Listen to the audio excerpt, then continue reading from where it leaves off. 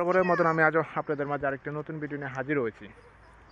আজ জুন মাসের 1 তারিখ 2025, দিনটা রবিবার। এই ইউরোপের স্বপ্ন অনেক মানুষের থাকে এবং বিশেষ করে ইউরোপে সেটেল হওয়ার জন্য একটা মানুষের স্বপ্ন থাকে কিভাবে ইউরোপে সেটেল হব বা ফ্যামিলি নিয়ে এখানে বসবাস করতে পারবো। তো এই যে বিকাল, এখানকার লোকাল টাইম এখন 9টা বাজে। তো কিছু করার নাই, কিছুটা সময় কাটাচ্ছি আমার ছোটো মেয়েটাকে নিয়ে। তো তারপরেও একটা কথা আমি আপনাদেরকে শেয়ার করব। অনেকে চিন্তা ভাবনা করতেছে যে সকল প্রবাসী ভাইরা বা বাংলাদেশ থেকে যারাই যায় বা বাংলাদেশ ছাড়া অন্যান্য মিডল ইস্ট কান্ট্রি বা এশিয়া থেকে যারাই যায় এই রোমানিয়া থেকে অন্য দেশে চলে যায় কেন তারা অন্য দেশে চলে যায়, প্রশ্ন থেকেই থাকে। যে অনেক ইউটিউবাররাও এই কথা বলে যে এদেশের পরিবেশ সম্পর্কে, এখানে থাকার সম্পর্কে, পিআরের সম্পর্কে বা লং টার্ম রেসিডেন্ট কার্ডের সম্পর্কে সুযোগ সুবিধা অনেক রকমের তথ্য দিয়ে থাকে। কিন্তু শেষ পর্যন্ত অনেক ইউটিউবাররা হইলেই এই রোমানিয়া থেকে চলে গেছে। দেখবেন আপনার বাস্তবে অনেকের সাথে মিলে দেখবেন যে অনেক ইউটিউবাররা এখান থেকে চলে গেছে।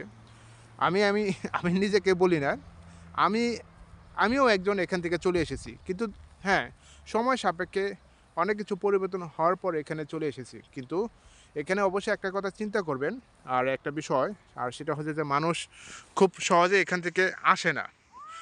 পরিস্থিতির শিকার হয়ে এলে মানুষ পরিস্থিতির শিকার হয়ে এবং এই ব্যবস্থা নেয়।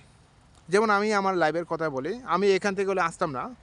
আমার পরিকল্পনা অনুযায়ী এখানে ছিলাম এবং থাকারও প্ল্যান ছিল। দীর্ঘ 2 বছর শেষ করে 3 বছরের মাথায় মনে করে এখানে এসে পড়েছি। কিছু করার নাই, এখন পরিস্থিতিটা কথা এবং সবার সাথে সবার পরিবেশ এক না বা পরিস্থিতি এক না। মানুষ কেন এই রোমানিয়া থেকে অন্য দেশে প্রবেশ করে? এখানে অনেক অসুবিধা রয়েছে এবং সুবিধাও আছে, সবাই জানে। এবং অনেক ইউটিউবাররা বলে থাকে এখানকার পরিস্থিতি নিয়ে বা কারেন্টের পরিস্থিতি নিয়ে। তো এখানে যেহেতু সেনজেন এর মধ্যে অন্তর্ভুক্ত হয়েছে রিসেন্টলি, এবং অনেক লোক এই সেনজেন অন্তর্ভুক্ত হওয়ার পরে রোমানিয়ার টিআরসি কার্ড দিয়ে চলে গেছে। এবং রোমানিয়া সেনজেন হওয়ার আগেও অনেক মানুষ বিভিন্নভাবে গেম দিয়ে চলে গেছে, এটা অবশ্যই জানেন। আর রোমানিয়াকে ট্রানজিট হিসাবে ব্যবহার করছে, এটা অনেকেই বলে থাকে। ইদানিং অনেক নিউজ পেপার আপনি দেখবেন যে রোমানিয়াকে ট্রানজিট হিসাবে একটা দেশ হিসাবে এখানে ব্যবহার করে হাজার হাজার লাখ লাখ টাকা মানুষ খরচ করে, তারপর মানুষ স্বপ্নের দেশ ইটালিতে, ফ্রান্সে বা পর্তুগালে এসে পৌঁছায়, যেটা স্বপ্ন থাকে মানুষের। কিন্তু কিছু করার নাই, মানুষ তারপরও আসে এবং তার সাধ্যটা হচ্ছে যে বা সর্বোচ্চ লক্ষ্যগুষ্ট হচ্ছে যে একটা দেশের সেটিং হওয়া বা একটা দেশের সেট আপ হওয়া, স্পেশালি এভাবে ফ্যামিলি নিয়ে বসবাস করা। এবং ফ্যামিলি নিয়ে বসবাস করতে হলে তো ওখানেও অবৈধভাবে প্রবেশ করবে এবং অবৈধভাবে থাকার পরে যখন বৈধতা হবে তখন হচ্ছে তার ফ্যামিলিকে আনতে পারবে। কিন্তু যাওয়ার সাথে সাথে যে তিনি তার ফ্যামিলি বাচ্চা কাচ্চা নিয়ে আনতে পারবেন, কিন্তু তা না। আপনি ওখানে অবৈধভাবে বসবাস করবেন, আপনি ওখানে কেস দিবেন। আপনি যদি কেস দিতেন সেক্ষেত্রে আপনার বৈধ ডকুমেন্ট যখন থাকবে তখনই হচ্ছে আপনার ফ্যামিলিকে আনতে পারবেন। এছাড়া অন্য কোনো ওয়ে নাই আপনি ওখানে বৈধতাভাবে আপনার আনার জন্য। কিন্তু কথা হচ্ছে যে কেন এখান থেকে মানুষ চলে যায় বা অন্য দেশে চলে যায়? অনেকে হয়তো পারে কোম্পানির সাথে ভালো একটা লেনদেন নাই বা কোম্পানি তার উপর আস্থা রাখতে পারতেছে না বা কোম্পানি যা বলছে তাও পাইতেছে না। ইভেন 16 ঘন্টা, 14 ঘন্টা, 18 ঘন্টা কাজ করে অল্প পরিমাণে বেতন দিতেছে, এই একটা ফ্যাক্টর। তারপর হচ্ছে কাজের পরিমাণ হচ্ছে একটু ভিন্ন রকম। এখানে স্বাধীনতা পাওয়া যায় না, হয়তো বা সপ্তাহে 1 দিন ছুটি পাওয়া যায়, এই অবস্থা। আবার কিছু কিছু জায়গা 2 দিনও ছুটি দেয় সপ্তাহে। কাজের তুলনায় শ্রমিকের মূল্য অনেক কম।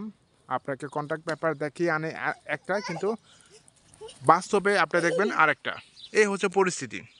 তারপর সবচেয়ে মেইন প্রবলেম হচ্ছে যে কার্ডের একটা সমস্যা, যেটা রেসিডেন্ট কার্ড বা টেম্পোরারি রেসিডেন্ট কার্ড বলে, টিআরসি কার্ড। এই টিআরসি কার্ডটা হচ্ছে একটা কোম্পানি আন্ডার অন্তর্ভুক্ত, যেটা আপনার সবসময় তার পিছিয়ে পিছিয়ে ঘুরতে হবে। কোম্পানি যদি না করে দেয় আপনি ওখান থেকে মাইনাস, অর্থাৎ অন্য একটা কোম্পানি ধরে আবার নতুন করে টিআরসি কার্ড তৈরি করতে হবে, ওয়ার্ক পারমিট বের করতে হবে, তারপর আপনার প্রক্রিয়াটা চালু করলে আপনি বৈধ হতে পারবেন। এটা হচ্ছে একটা সমস্যা। তারপরে আপনার বছরে একটা ক্যালকুলেশন করে দেবেন যে 1 বছরে 12 মাস, 12 মাসে যদি আপনি 2500 লে করে যদি সেভ করেন, তাহলে দেখা যাচ্ছে যে কত আপনার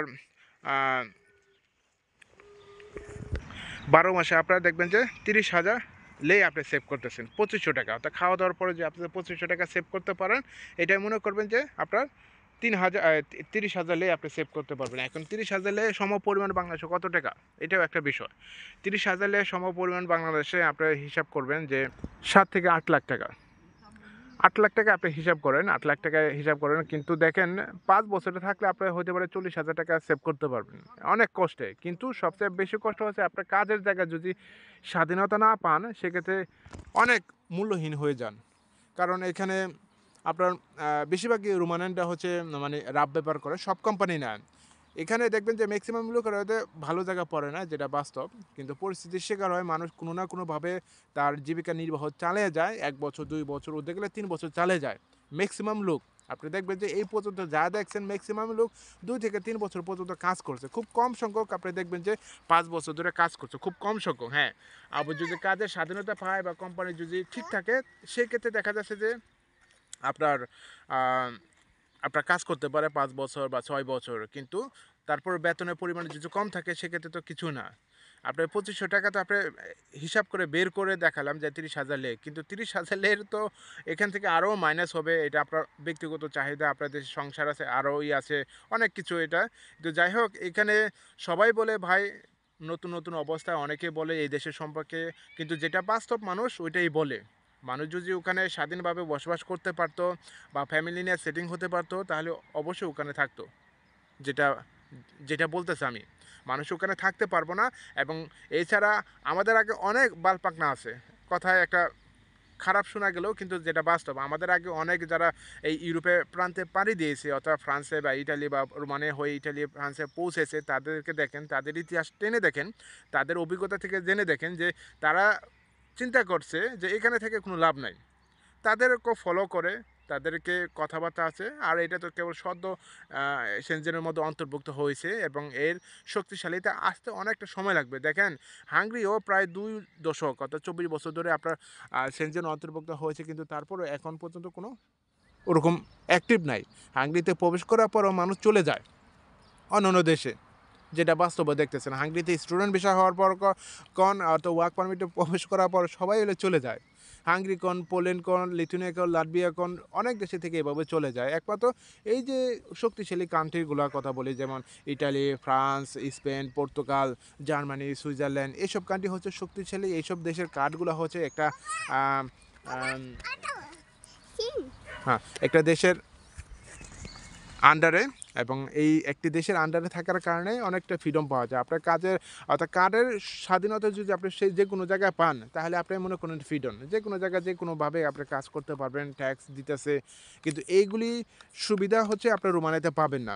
যে কোনো মানুষ এখান থেকে চলে আসে, তারপর হচ্ছে যে ফ্যামিলি নিয়ে ওখানে সেটেল হতে চান, ফ্যামিলি আপনার কোনো ভাতা পাবেন না, আপনার বাচ্চা কাচ্চা কোনো সুযোগ সুবিধা পাবেন না। এখানে পাসপোর্টে পাওয়া তো মানে দূরের কথা, পাসপোর্টে পাওয়াও দূরের কথা, এখানে পিআরও দিচ্ছে না। কিন্তু এখন বর্তমানে যেটা লং টার্ম রেসিডেন্ট কার্ড আছে, এটাই দিতেছে 5 বছর অথবা 10 বছর হিসাবও দিতেছে। অনেকে দেখতেছি যে 10 বছর একজনও পাইছে, 5 বছর 10 বছরও পাইছে। তো 10 বছর, 5 বছর, এভাবে যে 15 বছর শেষ করে দেয়, তাহলে পাসপোর্টে পাওয়া কোনো কি আশা আকাঙ্ক্ষা আছে এখানে? নাই।